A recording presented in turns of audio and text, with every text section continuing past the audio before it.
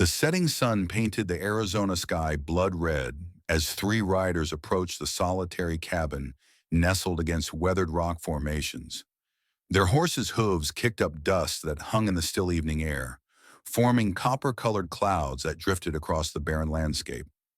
Inside the cabin, Ethan Blackwood's weathered hand moved instinctively to the Colt Peacemaker holstered at his hip. The metal was cool against his calloused fingers, the grip worn smooth from years of use.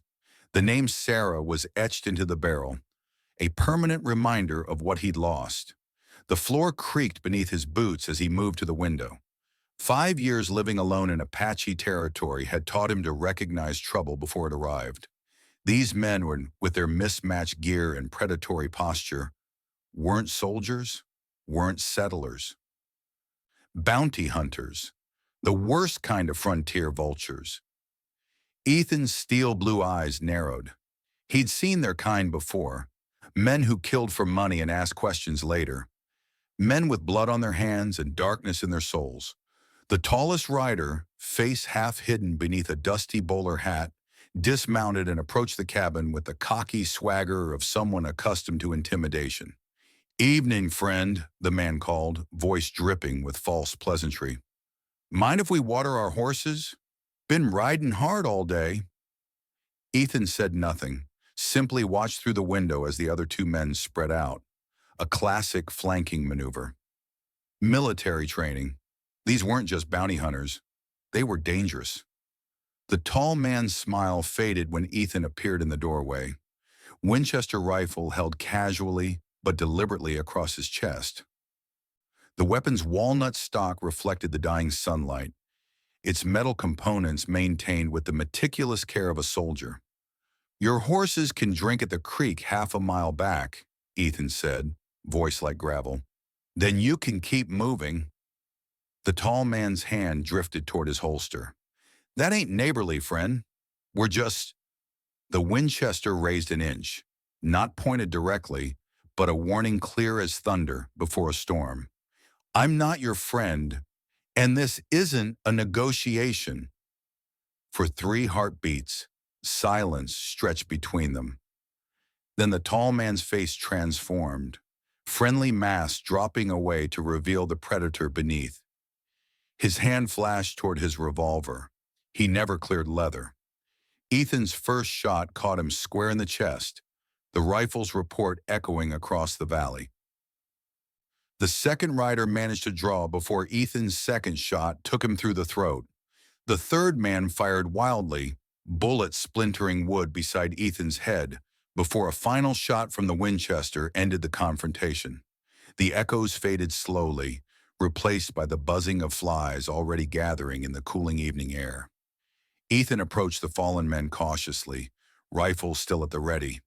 The tall man gurgled, blood bubbling between his lips as he clutched weakly at Ethan's boot.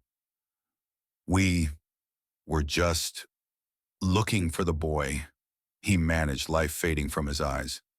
"Apache, devil's spawn." Ethan watched impassively as the light vanished from the man's gaze, then methodically searched the bodies. A wanted poster confirmed his suspicion. Bounty hunters tracking a young Apache child. $500, dead or alive. As he dragged the bodies away from his cabin, something moved in his peripheral vision, a shadow detaching from deeper shadows near the barn. Ethan whirled, rifle raised, then froze. A boy, no more than 8 years old, stood trembling against the weathered wood. Dark eyes wide with fear and defiance. Blood soaked his buckskin shirt, not from the bounty hunter's bullets, Ethan realized, but from an earlier wound. The boy's hand clutched a small knife, blade glinting in the fading light. "Easy now," Ethan said, lowering his rifle slowly. "I'm not going to hurt you." The boy's eyes darted to the dead men, then back to Ethan. Understanding dawned in those eyes. Too old for such a young face. He'd been hiding, watching, when the bounty hunters arrived. Had seen Ethan refuse to give him up before even knowing he was there. Blood dripped between the boy's fingers where he clutched his side. His legs buckled, knife dropping to the dirt as consciousness fled.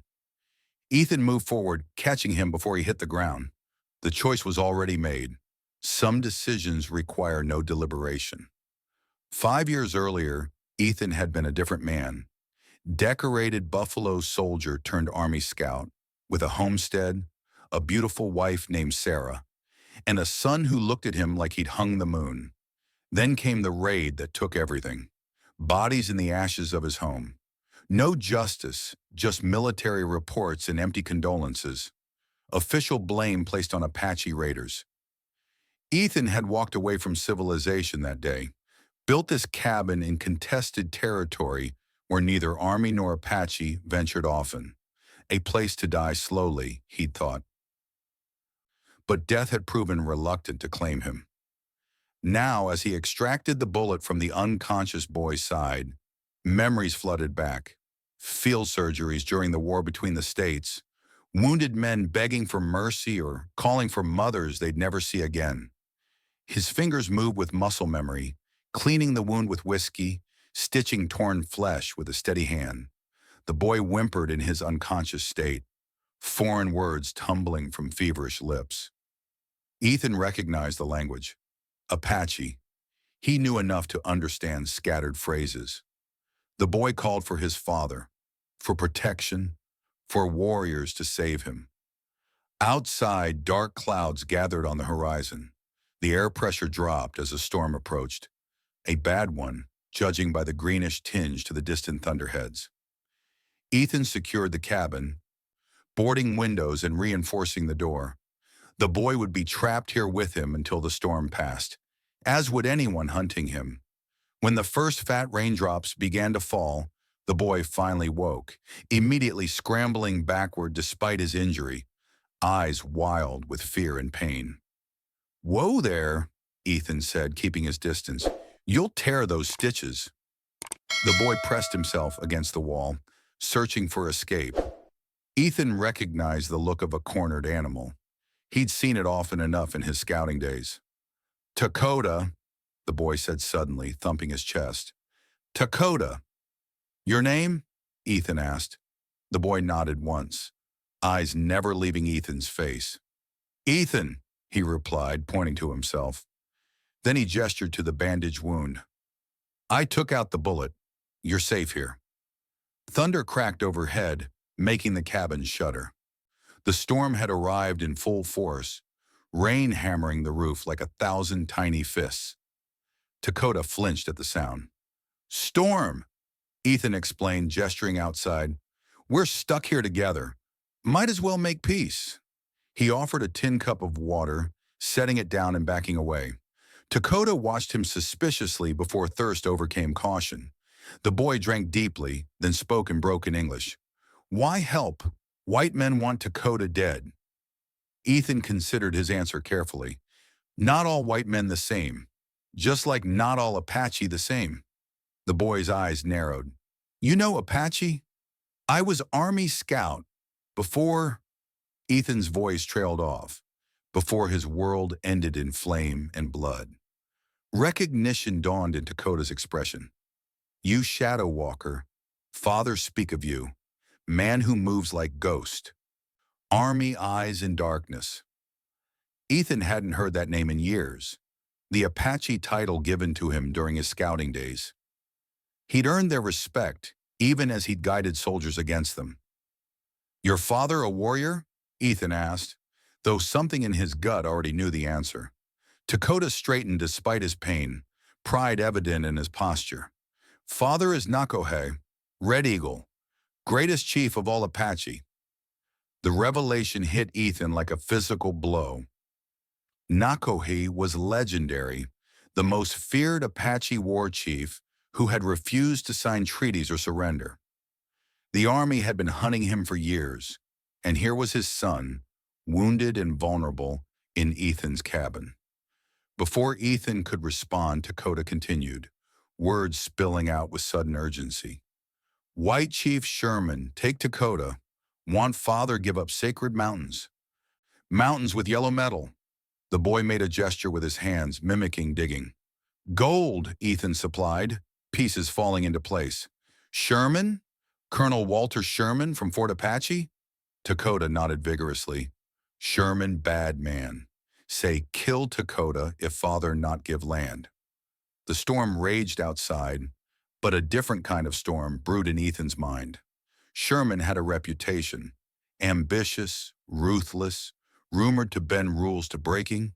If he was acting without official sanction, kidnapping a chief's son for leverage over gold-rich land, a sound outside interrupted his thoughts, barely audible over the storm's fury, the distinctive click of a rifle hammer being cocked.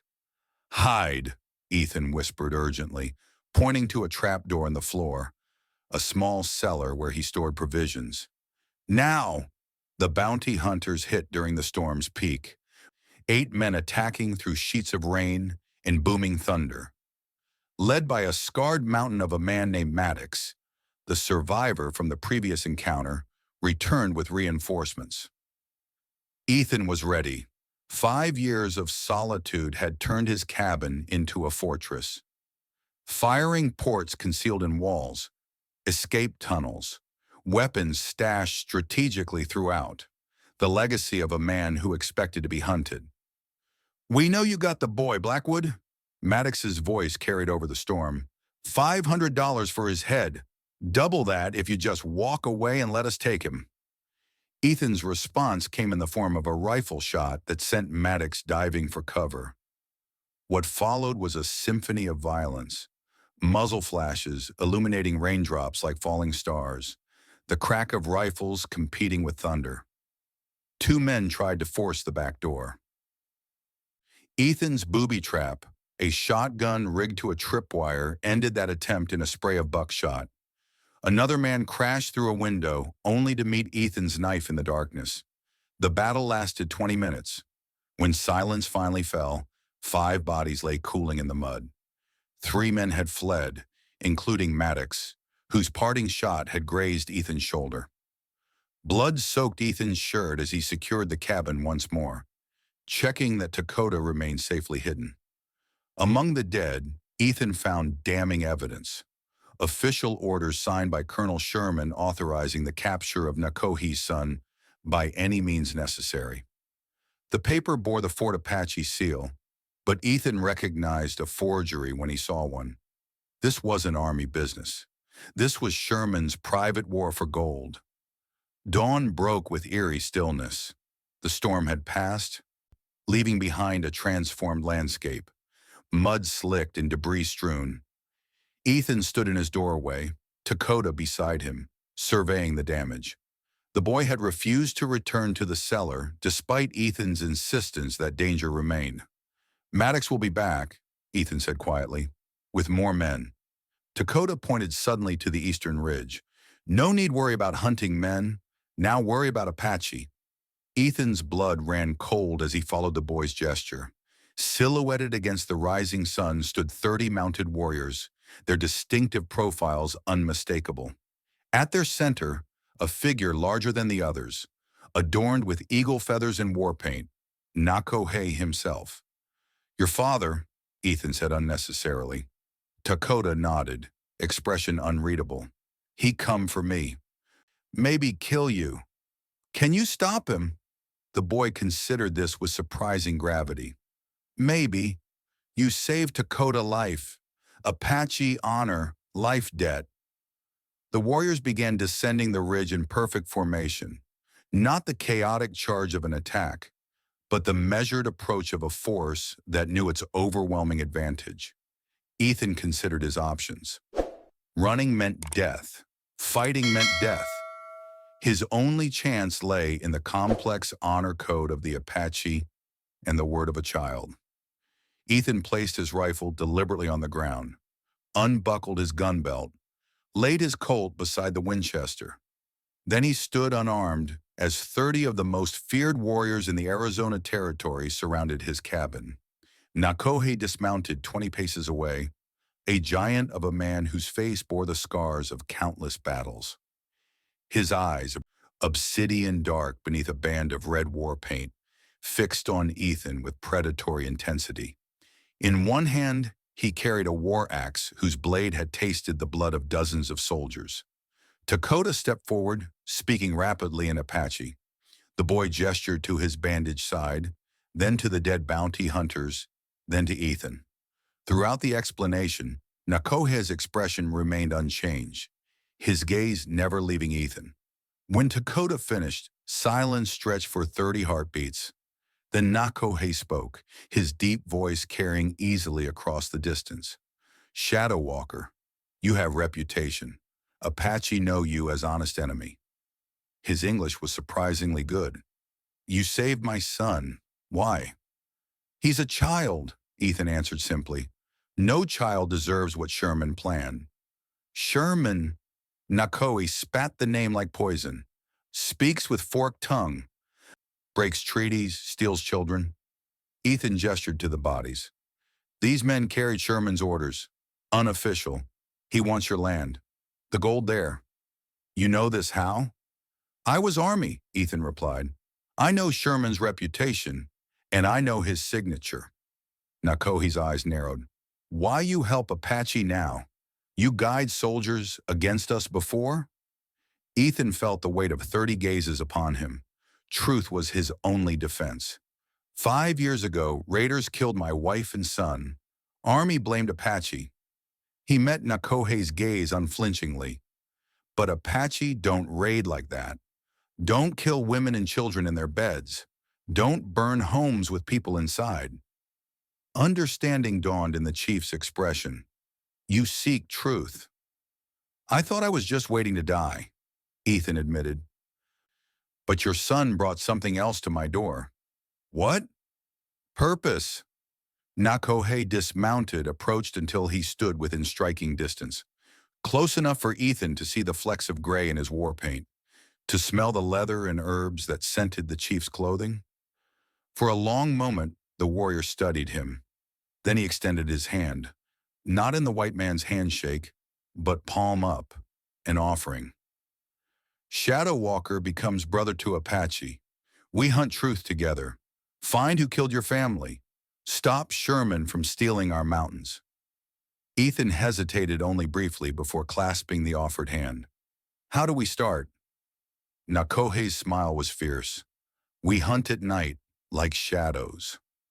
Fort Apache stood silhouetted against the moonless night, oil lamps creating islands of yellow light amid the darkness. 2 sentries patrolled the eastern wall, their movements predictable, their attention focused outward toward the vast territory beyond. They never saw the shadows that slipped beneath their guard. Ethan moved with the silent precision that had earned him his Apache name, leading Nakohe through the fort's blind spots. Together they navigated the compound, avoiding patrols with practiced ease. Their target, Sherman's office, and the secrets it contained. The colonel's quarters stood apart from the main barracks, a privilege of rank. Light glowed behind drawn curtains. Voices drifted through a partially open window. Don't care how you do it, Maddox, Sherman's voice carried clearly. Find the boy, kill Blackwood, burn his damn cabin to the ground. It'll cost you extra, came the reply. Maddox, the bounty hunter who'd escaped the cabin battle. Blackwood's no ordinary settler. Man fights like Army. He was Army, Sherman snapped. Scout during the Apache campaigns. Dangerous but not invincible. Just get it done. And if the Apache find us first, then you'd better kill them all, hadn't you? I need Nakohe desperate enough to surrender that land. With his son gone and his warriors dwindling, he'll have no choice. Ethan and Nakohe exchanged glances in the darkness. The chief's face was impassive, but his eyes burned with controlled fury. They waited in silence until Maddox departed, then watched Sherman move about his quarters before extinguishing his lamp. 30 minutes later, when the colonel's snores confirmed deep sleep, they made their move. Sherman's office yielded its secrets easily to experienced hands. In a locked drawer, hidden beneath false paperwork, they found a journal detailing years of corruption, deals with mining interests, coordinated raids blamed on Apache to justify military expansion into resource-rich areas, and most damning, a detailed account of the attack on Ethan's homestead. The words swam before Ethan's eyes as he read by moonlight. Blackwood's scouting skills too valuable to lose, but his homestead sits atop promising vein. Arranged Apache raid while he was on patrol. Unfortunate about wife and child, but necessary sacrifice for progress. Official report will ensure his cooperation in future Apache campaigns. 5 years of grief crystallized into white-hot rage. Ethan's hand moved instinctively to his knife, thoughts turning toward the sleeping colonel in the adjacent room. Nakoe's hand closed around his wrist, not restraining, but grounding. "Justice, not vengeance," the chief whispered. "We take evidence. Show army leaders. Sherman face white man's justice." Ethan's grip tightened on the knife handle. "He murdered my family. And he will answer," Nakoe promised. "But if you kill him now, you become what he claims we are. Savage without law. Better way." For a moment, the two men locked eyes in the darkness, former enemies united by a common evil. Then Ethan released the knife, nodding once. They gathered the incriminating documents and prepared to depart. A floorboard creaked. Both men froze as Sherman appeared in the doorway, pistol raised, face twisted with fury. "I thought rats were scratching in my walls," he snarled. "Instead, I find a traitor and a savage." The colonel fired without warning. Nakoe moved with impossible speed, shoving Ethan aside. The bullet struck the chief's shoulder instead of Ethan's heart. Nakoe staggered but remained standing. Sherman's second shot never came. A small shadow detached from the window frame behind him. Dakota, who had followed them despite explicit instructions to remain with the warriors. The boy drove a small knife into the back of Sherman's leg. The colonel howled, whirling to strike the child. The distraction was enough. Ethan's Colt cleared its holster, the name Sarah visible on the barrel as it roared once in the confined space. Sherman collapsed, clutching his shattered knee, as alarm bells began ringing throughout the fort. "Time to go," Ethan said grimly, gathering the documents and helping Nakoe to his feet. Their escape was chaos, gunfire and shouting. Soldiers emerging half-dressed from barracks. Ethan and Nakoe fighting their way to the perimeter with Dakota between them. They reached the wall as bullets splintered wood around them. Waiting beyond was Nakoe's second-in-command with horses. They mounted and rode hard into the night, pursued by cavalrymen who eventually fell behind, unfamiliar with the terrain and darkness. By dawn, they reached a hidden canyon where the remainder of Nakoe's warriors waited. The chief's wound was severe, but not life-threatening. Ethan's field medicine once again proved valuable as he extracted the bullet and closed the wound. "Sherman will claim we attacked without provocation," Ethan said as they recovered. "His word against ours." "Not quite," came a new voice. Every warrior reached for weapons as a solitary rider approached the canyon entrance. Ethan recognized the uniform. Major Reynolds, Sherman's executive officer, a fair man from what Ethan remembered of his army days. Reynolds dismounted slowly, hands visible. "I've come alone, to talk." Nakoe nodded permission, and the major approached. "Sherman's badly wounded but alive," Reynolds explained. "He's claiming you attempted assassination." "We found proof of his crimes," Ethan countered, producing the documents, "including his orchestration of the massacre of my family." Reynolds examined the papers with growing disgust. "I've suspected for years but couldn't prove it. These mining agreements, they're with his brother-in-law's company." He looked up, decision made. "The Army doesn't condone this. I've sent dispatches to command in Santa Fe. Sherman will face court-martial." "And the Apache?" Nakoe asked, skepticism evident. "I'm authorized to negotiate a new treaty," Reynolds replied. "Your people retain control of your ancestral lands, including the gold deposits. In exchange, regulated mining operations with fair profit sharing and employment for Apache who want it. Ethan translated the technical terms for Nakohe, who considered the offer with characteristic intensity. "And my son's kidnapping," the chief asked finally, "will be acknowledged as a criminal act by Sherman, not the United States Army," Reynolds assured him. "Reparations will be paid." Nakohe turned to Ethan. "What does Shadow Walker say? Can we trust this man's words?" Ethan studied Reynolds, searching for deception and finding none. "I believe we can, but trust must be earned on both sides."